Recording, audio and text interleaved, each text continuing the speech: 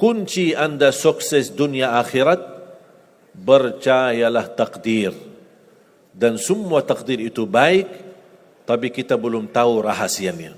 Allahu Rabbi wal Islam dini wa Muhammadan Rasulullah wa yaqini. Selama saya di Indonesia, itu yang saya ambil pelajaran.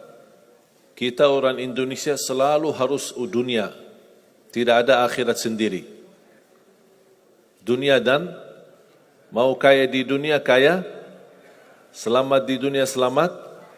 Jadi dunia itu harus dibawa. Kalau udah bahasanya akhirat, pasti orang bertanya, terus dunia kita gimana? Makanya begitu saya membaca sukses dunia akhirat, wah ini Indonesia ini.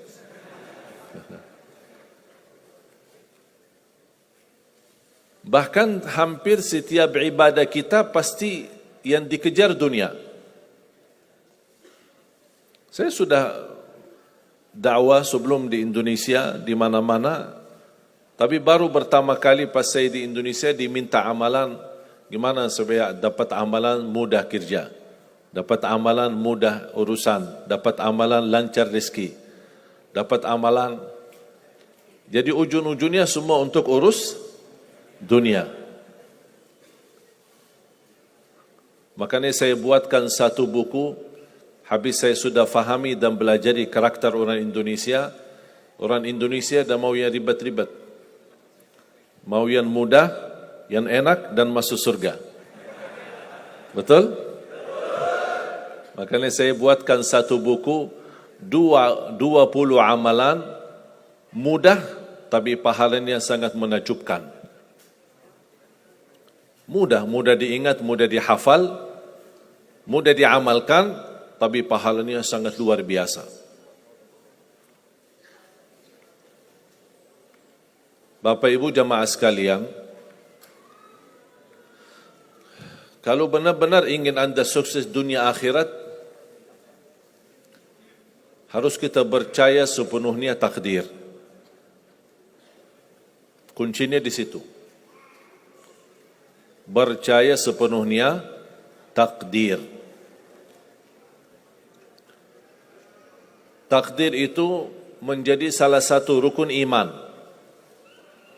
Rukun iman ada berapa? 6. Rukun Islam? 5. Salat berapa waktu? 5 atau 4? Yakin 5. Soalnya benar tak salat subuh?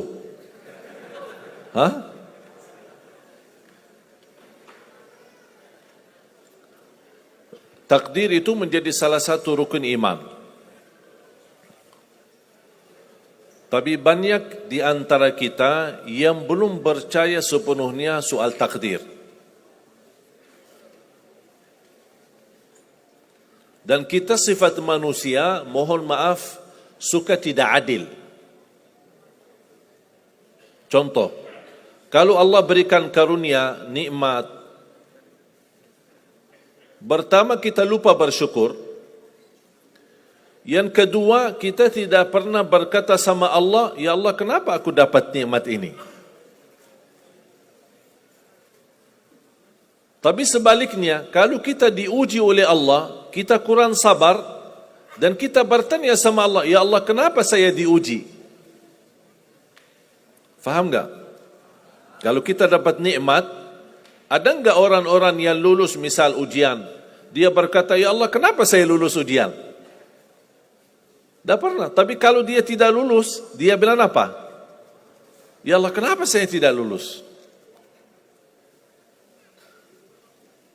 Ketika ditimpa musibah, dia selalu merasa nyesal atau merasa sakit hati, tersinggung. Berkata sama Allah, kenapa saya diuji? Padahal saya orang baik. Saya jaga salat, saya berusaha mendekat sama Allah. Tapi saya merasa bertambah berat ujiannya. Tapi sebaliknya, ketika diberikan nikmat, dia tidak pernah menyebutkan, ya Allah kenapa saya mendapatkan nikmat ini? Kayaknya si fulan lebih fantas mendapatkan nikmat. Itu tanda manusia tidak adil. Tidak bersikap adil. Makanya subhanallah, semakin anda mantap imannya terhadap takdir, semakin hidupmu jadi nikmat. Saya kasih contoh.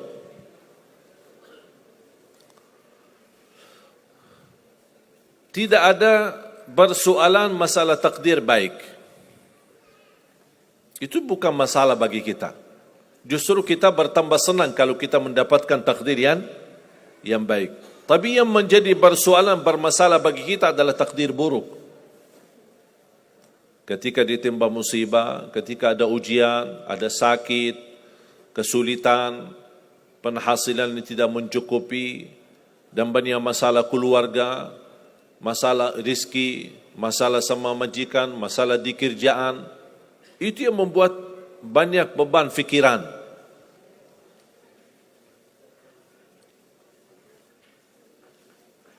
Tapi kita harus tahu, sebenarnya walaupun takdir itu ada baik, ada buruk, kenyataannya buruk, nampaknya buruk, tapi hakikahnya baik.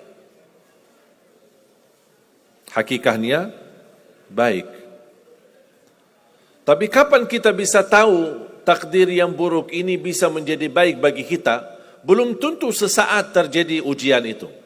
Bisa jadi belakangan, bahkan bisa menjadi sekian lama baru kita tahu dan sadar.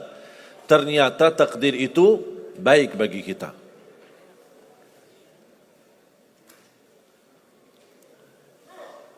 Saya kasih contoh. Melalui cerita. Saya buatkan satu cerita, ingin memberikan pesan kepada orang muslim, orang beriman, betapa besar karunia Allah dan pertolongan Allah melalui takdir. Ada seorang berdoa, dan saya yakin anda semua berdoa. Setiap berkesempatan, setiap salat, setiap sujud atau tahajud, duha, pasti anda semua berdoa. Ada yang diinginkan, ada yang hajat-hajat yang belum terkabul, belum tercapai. Bertemu orang salih, bertemu ulama, bertemu habib, minta didoakan, tolong doakan, semoga lancar urusan saya, semoga dapat jodoh, semoga insya Allah dapat keturunan, semoga hasil dan rezeki yang saya dapatkan menjadi barakah dan bermanfaat bagi saya dan keluarga. Ada orang berdoa kepada Allah Subhanahu wa taala. Mohon jamaah sekalian dengar cerita ini baik-baik, karena ada pesan hikmah yang kita bisa ambil.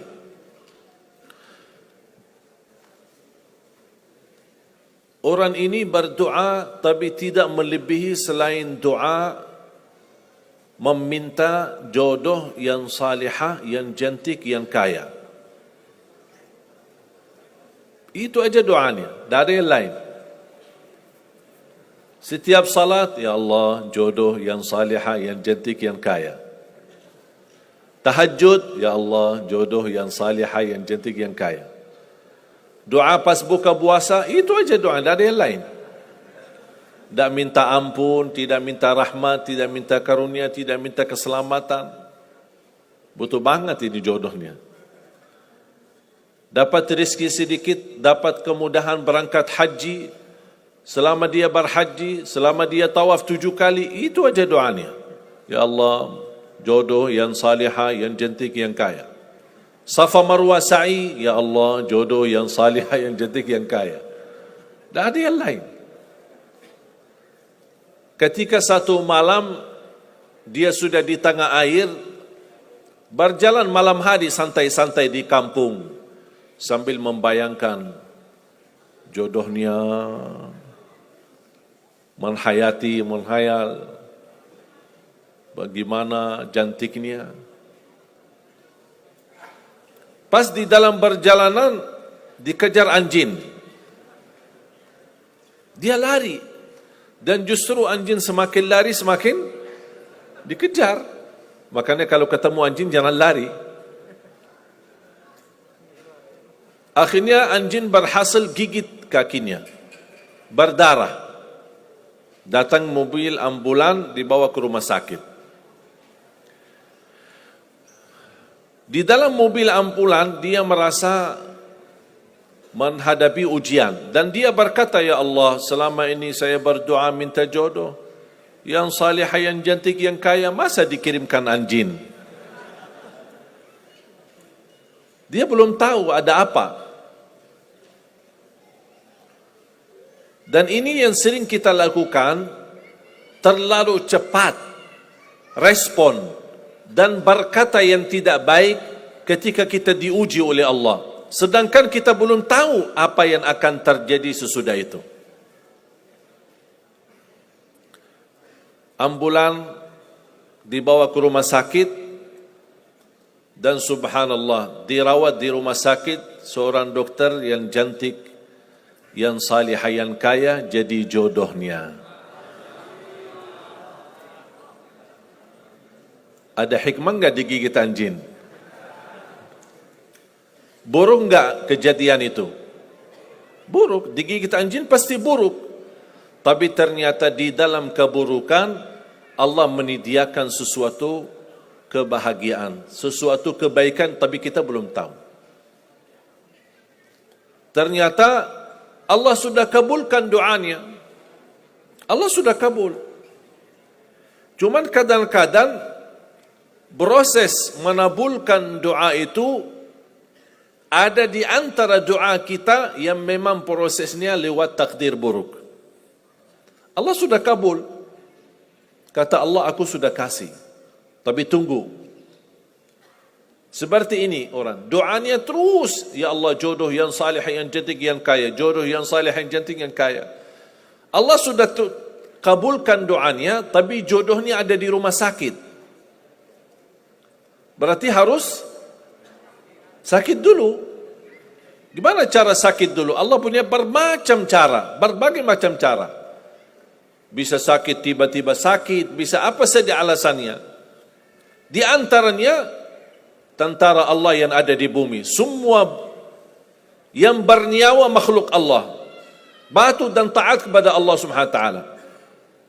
Di antaranya anjing. Allah perintahkan gigit si fulan biar ketemu jodohnya di rumah sakit. Jalanin tugas. Memang kita menyesal ketika terjadi kecelakaan, tapi kita tidak tahu apa hikmah di belakang kecelakaan itu.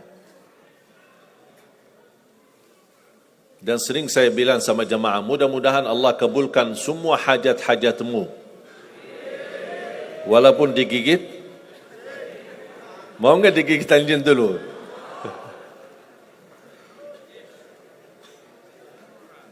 Sebenarnya kalau kita tahu rahasia takdir, apapun yang akan terjadi, kita tidak ada kekhawatiran.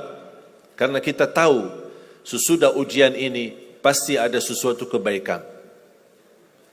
Dan yakini Bapak Ibu, Allah Subhanahu wa taala Maha baik. Allah tidak senang menyusahkan hambanya.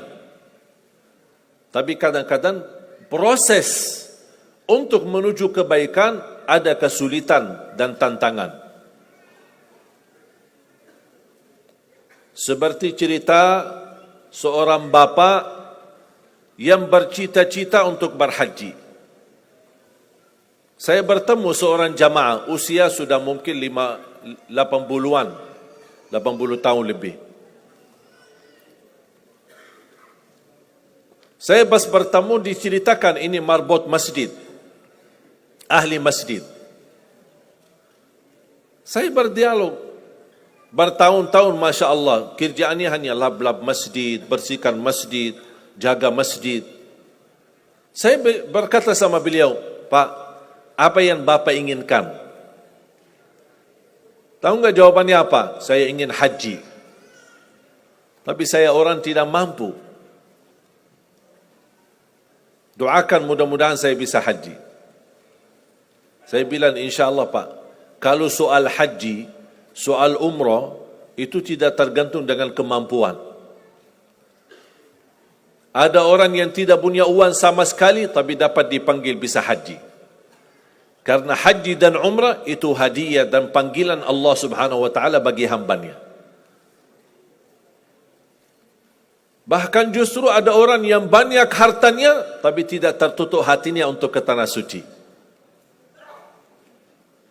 Boleh kita bercita-cita, berkeinginan ke tanah suci, tapi jangan digantungkan persoalan ini masalah kemampuan.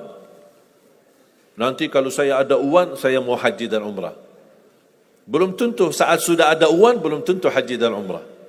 Kalau belum dipanggil oleh Allah Subhanahu wa taala.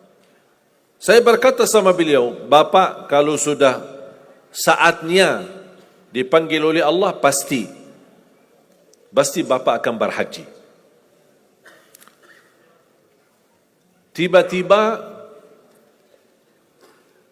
saya menerima telefon dari anak beliau. Habis saya ketemu kira-kira beberapa bulan, saya terima telefon menyampaikan bapaknya kecelakaan. Kok gimana kecelakaan? Apa ceritanya? Dia bilang habis keluar dari masjid, pulang malam hari, nampaknya ada mobil, pas ayahnya lagi seberang jalan, ada mobil tidak memperhatikan, kemudian tabrak. Alhamdulillah tidak terlalu parah, cuman perlu dirawat di rumah sakit sedikit, sebentar.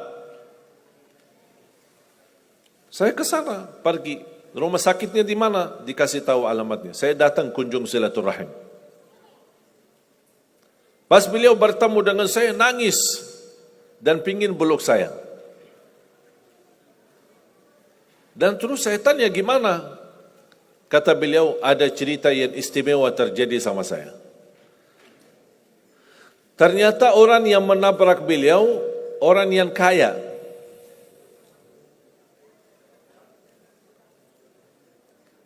Habis itu, orang yang kaya minta maaf sama si bapak ini.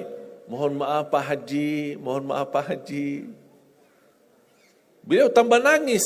Orang kaya bingung, ya kenapa sih setiap mohon maaf, malah nangis dia. Ditanya, kenapa Pak nangis? Sakit? Tidak, karena bapak dari tadi bilang Pak Haji, sedangkan saya belum haji. Tertutup hati orang yang kaya, yang dia sediakan biaya haji dan bisa berangkat. Dan kata beliau, betul apa yang disampaikan ketika pertama kali bertemu. Kalau sudah saatnya dipanggil oleh Allah, pasti bisa ke tanah suci. Walaupun ditabrak mobil. Berarti intinya apa? Apa yang saya ingin sampaikan, jangan ada yang merasa menolong atau merasa sakit hati atau merasa tersinggung ketika menghadapi ujian. Merasa belum terkabul keinginannya, Allah sudah kabulkan. InsyaAllah tidak ada di antara kita yang ditolak doanya. Cuman kita mohon maaf kadang-kadang buru-buru. Ingin selalu semuanya cepat. Kadang-kadang kalau terlalu cepat apa yang kita inginkan kita dapat, itu bahaya juga. Dan Allah ingatkan, kalau manusia, Allah tidak sulit menjadikan manusia semuanya kaya. Kalau sekarang saya bertanya, mau enggak semuanya jadi orang kaya? Pasti mau, siapa yang tidak mau. Coba bayangkan, kira-kira sulitlah bagi Allah menjadikan semua manusia di bumi kaya raya? Sulit tidak? Tapi pertanyaan saya, kira-kira berjalan hidup kita enggak kalau kita semuanya kaya? Bisa berjalan lancar? Masa enggak? Semuanya kaya raya. Gimana kehidupan kita sehari-hari? Berjalan lancar tidak? Kenapa tidak? Saking banyak kekayaannya. Kalau semuanya kaya, memang sulit menjalani kehidupan. Contoh, cari supir, siapa yang mau supirin kita? sama-sama kaya. Datang minta tolong sama teman, boleh nggak ini cariin supir? Aku aja lagi cari supir, dah dapat. Mau punya perusahaan sendiri, butuh tenaga kerja kan? Semuanya orang kaya. Buat apa kalau mereka semua kaya, masing-masing punya pabrik, tapi tidak ada yang bekerja? Sulit nggak jalan hidup? Sulit. Sama sebaliknya, kalau semuanya di bumi miskin, susah. Kira-kira gimana hidup kita? Ya susah juga. Tidak bisa lancar hidup di dunia. Setiap ada orang datang minta tolong, Pak, apalagi saya Pak? Saya aja susah. Tapi makanya ada hikmah. Allah menjadikan ada yang kaya, ada yang miskin. Yang kaya menutupi kebutuhan yang miskin, miskin juga menutupi kebutuhan yang kaya. Saling mengisi. Supaya apa? Supaya dunia ini berjalan. Hidup kita berjalan. Tapi coba bayangkan, kalau semua orang kaya tidak mau membantu orang miskin, dan semua orang miskin sombong, tidak mau melayani orang kaya, gimana kehidupan kita? Susah. Makanya jemaah sekalian, kunci anda sukses dunia akhirat, percayalah takdir. Dan semua takdir itu baik, tapi kita belum tahu rahasianya.